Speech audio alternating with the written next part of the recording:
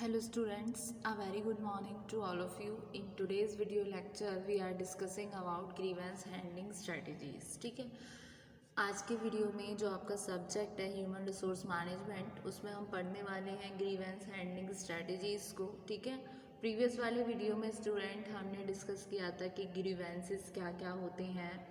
फिर उसके अलावा हमने पढ़ा था कि क्या नीड होती है ग्रीवेंस हैंडलिंग की और क्या क्या प्रोसेस होता है आपका ग्रीवेंस हैंडलिंग का. इवन हमने डिस्कस किया था ग्रीवेंस हैंडलिंग प्रोसीजर्स को. ठीक है, और उसके बारे में हम पूरा डिस्कस कर चुके थे. आज के वीडियो सेशन में हम डिस्कस करेंगे ग्रीवेंस हैंडलिंग की स्ट्रैटेजीज कौन कौन सी होती हैं, क्या क्या होती हैं. ठीक है, कोई भी जो वेल डिफाइंड ग्रीवेंसेस प्रोसीजर है वो बहुत ही इंपॉर्टेंट रोल प्ले करता है इंडस्ट्रियल पीस के रिगार्डिंग. ठीक है, कोई भी इंडस्ट्रियल पीस जब भी होगा जब आपस में एम्प्लॉयज़ में या फिर एम्प्लॉयर एम्प्लॉई के बीच या कंपनी टू एम्प्लॉई कोई किस तरीके का डिससेटिस्फैक्शन ना हो. बट ये कब पॉसिबल होगा? जब ये ग्रीवेंस उतने लेवल पर ना आए और आपस में ही ये सॉर्ट आउट हो जाए. तो उसके रिगार्डिंग एक इंडस्ट्रियल पीस बना रहे ग्रीवेंस हैंडलिंग की स्ट्रेटजीज होती हैं. ठीक है, जिनको अडेप्ट करके हम अपने ऑर्गेनाइजेशन में एक इंडस्ट्रियल रिलेशन पीसफुली मेंटेन कर सकते हैं. और एम्प्लॉई ना तो वो एम्प्लॉई के लिए बुरा है ना ही ऑर्गेनाइजेशन के लिए. इवन वो बहुत ज़्यादा फ़ायदेमंद होता है एम्प्लॉयज़ के लिए भी, ऑर्गेनाइजेशन के लिए भी और इवन मैनेजर्स के लिए भी, क्योंकि मैनेजर्स ही इन सब चीज़ों को मैनेज करता है. जो ह्यूमन रिसोर्स मैनेजर है, जितने भी ग्रीवेंसेस होते हैं ये इसकी रिस्पॉन्सिबिलिटी बनती है इनको मैनेज करना. ठीक है, तो उसके रिगार्डिंग ग्रीवेंस को हैंडल करने के लिए स्ट्रैटेजीज होती हैं.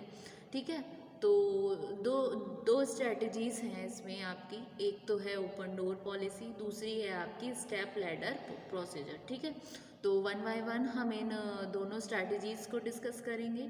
तो सबसे पहले a well defined grievance procedure is an important element of a sound industrial relation machinery. ठीक है, जो आपका well defined machine grievance handling है ये बहुत ही इंपॉर्टेंट एलिमेंट हो जाता है किसी भी सुदृढ़ इंडस्ट्रियल रिलेशन के लिए.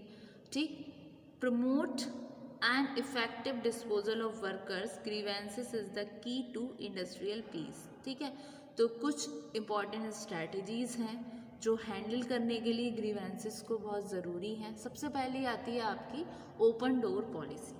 ठीक है, ये पॉलिसी है. इस प्रोसीजर में क्या होता है, एम्प्लॉयज़ जो हैं वो पूरी तरीके से फ्री होते हैं अपने टॉप एग्जीक्यूटिव से मिलने के लिए. यानी कि जो टॉप लेवल के जो होते हैं आपके executives, top level, middle level, lower level, उसमें जो टॉप लेवल के एग्जीक्यूटिव से मिलने के लिए फ्री होते हैं जो एम्प्लॉयज़ होते हैं ऑर्गेनाइजेशन में, जिससे उनका जो डिससेटिस्फैक्शन है रिगार्डिंग ऑर्गेनाइजेशन की वो रिड्रेस्ड हो जाता है. ये पॉलिसी वर्क करती है मोस्टली स्मॉल ऑर्गेनाइजेशन में. जो छोटी ऑर्गेनाइजेशन होती हैं, जो छोटी कंपनीज़ होती हैं, ये पॉलिसी उस जगह के लिए बहुत सुटेबल है क्योंकि लोग बहुत ज़्यादा नहीं होते हैं. यानी कि ह्यूमन रिसोर्स इतना ज़्यादा नहीं हो सकता है कि आपस में कम्युनिकेशन ना कर सके. तो सिचुएशन में क्या होता है इस पॉलिसी में कि जो एम्प्लॉयज़ होते हैं वो अपने टॉप एग्जीक्यूटिव से अपनी बात रख सकते हैं.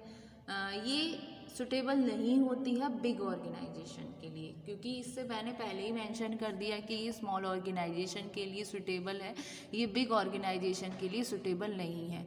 क्योंकि जो टॉप एग्जीक्यूटिव होते हैं वो अपने किसी न किसी काम में हमेशा बिजी रहते हैं, वो फ्री नहीं होते हैं. मतलब बहुत लैक टाइम होता है उनके पास, जिसको हम बोलते हैं फ्री टाइम. लेकिन वो सिचुएशन ही नहीं आती जहाँ पर बड़ी ऑर्गेनाइजेशन है उस कंडीशन में. तो ये मोस्टली कहाँ काम करेगी आपकी ओपन डोर पॉलिसी, जो आपकी छोटी ऑर्गेनाइजेशन है, यानी कि जो आपकी स्मॉल ऑर्गेनाइजेशन है. ठीक है, तो such a policy may work well in small organization and may not be suitable for big organization because top executive will be too busy in handling other matters. ठीक है, जो टॉप एग्जीक्यूटिव हैं वो ज़्यादा बिजी होते हैं handle करने के लिए दूसरे मैटर्स को.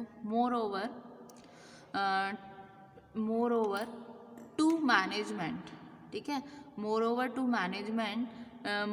Top management is not too familiar with working condition of operative employees. जो हायर पोजीशन पे बंदा बैठा है और जो टॉप मैनेजमेंट का पर्सन है, जो टॉप एग्जीक्यूटिव हैं, उनको थोड़े ना पता है कि हमारी जो एम्प्लॉयज़ की वर्किंग कंडीशन कैसी है, इतना वो फैमिलियर नहीं है। तो moreover top management is not too familiar with working condition of operative employees, ठीक है। It may be difficult for it to attend to employ grievances because of lack of sufficient information. तो इस situation में ये उनके लिए difficult हो जाता है अटेंड करना एम्प्लॉय की ग्रीवेंसेस को, क्योंकि वहाँ क्या होता है, लैक ऑफ सफिशिएंट इन्फॉर्मेशन होती है, उनके पास पूरी प्रॉपर इन्फॉर्मेशन नहीं होती। और उसके अलावा क्या होता है, ये कहा जा सकता है कि पॉलिसी सुटेबल है एग्जीक्यूटिव के लिए, जो वॉक थ्रू कर सकते रहते हैं अपने ऑपरेटिव एम्प्लॉयज़ के समय के आसपास, और दूसरा एम्प्लॉयज़ इवन हेजिटेट नहीं होते हैं जहाँ पर अपनी टॉप एग्जीक्यूटिव के सामने अपनी बात रखने से या अपनी ग्रीवेंसेस को रखने से, ठीक है। तो lastly it is also said that this policy is suitable for executive to walk through and not operative employees, ठीक है। ये हुआ। फिर नेक्स्ट आता है आपका स्टेप लैडर प्रोसीजर। तो इसका स्टूडेंट मैंने एक डायग्राम बनाया है। तो सबसे पहले है आपका फर्स्ट स्टेप आता है इसमें, इससे स्टेप लैडर क्यों बोला, इससे सीढ़ियाँ होती हैं उसमें स्टेप्स होते हैं, इसीलिए इसको स्टेप लैडर प्रोसीजर बोला गया। सबसे पहला स्टेप आता है इसमें फिलिंग ऑफ रिटेन ग्रीवेंसेस। इस प्रोसीजर में एक जो ग्रीव्ड एम्प्लॉई है, जो डिससेटिस्फाइड एम्प्लॉई है, वो प्रोसीड करता है step by step in getting his grievances heard and redressed, ठीक है। जैसे कि इस डायग्राम में गिवन है, सबसे पहले वो फाइल करेगा रिटन ग्रीवेंसेस को, ठीक है। वो प्रेजेंट करेगा अपने ग्रीवेंस को राइटिंग में अपनी सुपरवाइज़र पे। अगर वो सेटिस्फाइड नहीं होता है उसके डिसीजन से, तो सुपरवाइज़र ये उसने फाइल किया रिटन ग्रीवेंस, फिर स्टेप 2 में सुपरवाइज़र और फॉरमैन आया। जब वो उससे भी सेटिस्फाइड नहीं हुआ तब वो जाता है अपने हेड ऑफ डिपार्टमेंट के पास, जिसको हम HOD भी बोलते हैं, ठीक है। अगर HOD is not acceptable to the employees, ठीक है, तो उस सिचुएशन में जो कमिटीज़ होती हैं वो भी फेल हो जाती हैं इसको रिड्रेस करने में। फिर वो बंदा जाता है चीफ एग्जीक्यूटिव के पास, ठीक है। वो चीफ एग्जीक्यूटिव के पास गया। अगर चीफ एग्जीक्यूटिव भी एबल नहीं है रिड्रेस करने के लिए ग्रीवेंसेस को, तो वर्कर को कोई भी एक एक्शन नहीं लेना चाहिए मैनेजमेंट के अगेंस्ट जब तक कि पूरा ग्रीवेंस प्रोसीजर एग्जॉस्टेड नहीं हो जाता है, ठीक है। जब ग्रीवेंसेस अज्यूम करता है एक तरीके से form of a conflict after the worker is not satisfied with the decision of chief executive, तो मेंटेन करने के लिए इंडस्ट्रियल पीस को प्लांट में ये एडवाइजेबल हो जाता है रिफ़र करना इस ग्रीवेंस को एक वॉलंटरी आर्बिट्रेशन, ठीक है। फिर उसके बाद में एक लास्ट पॉइंट बचता है इन पार्टीज़ को बाइंड करने का, वो आ जाता है सेटलमेंट, जहाँ पर होता है उस डिससेटिस्फैक्शन का निपटारा, ठीक है। तो step ladder procedure, under this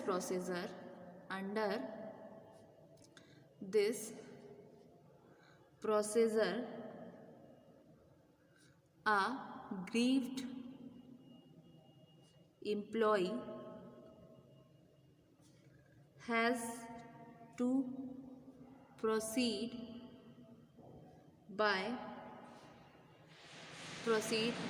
step by step in getting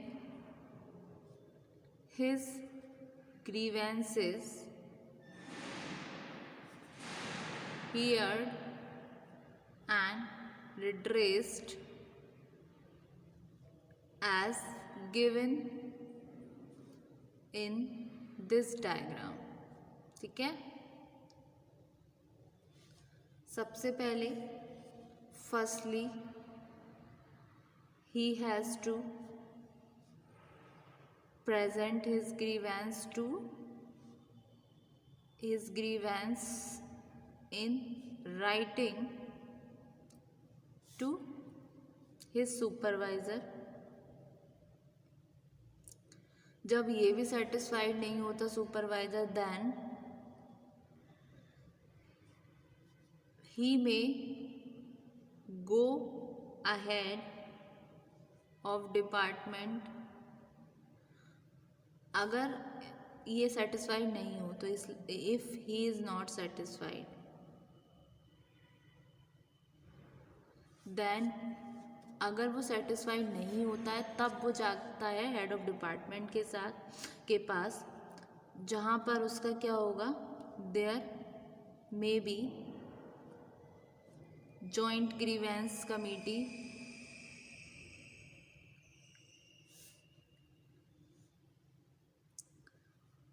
after the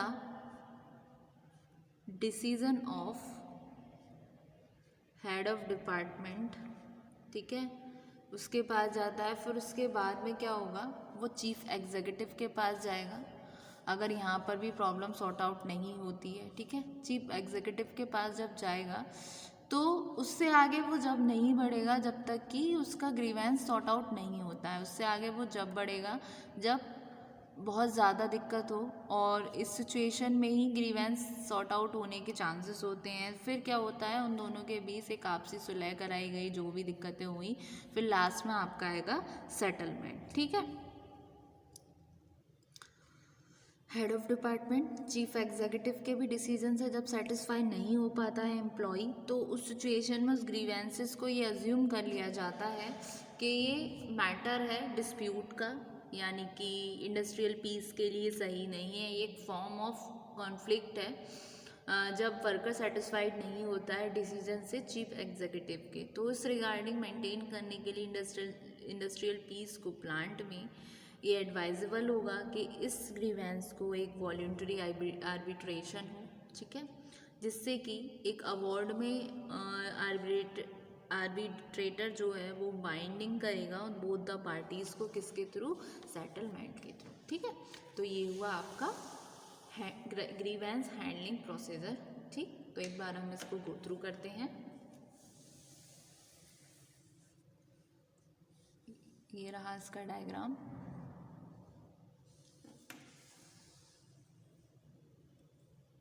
Thank you so much, student.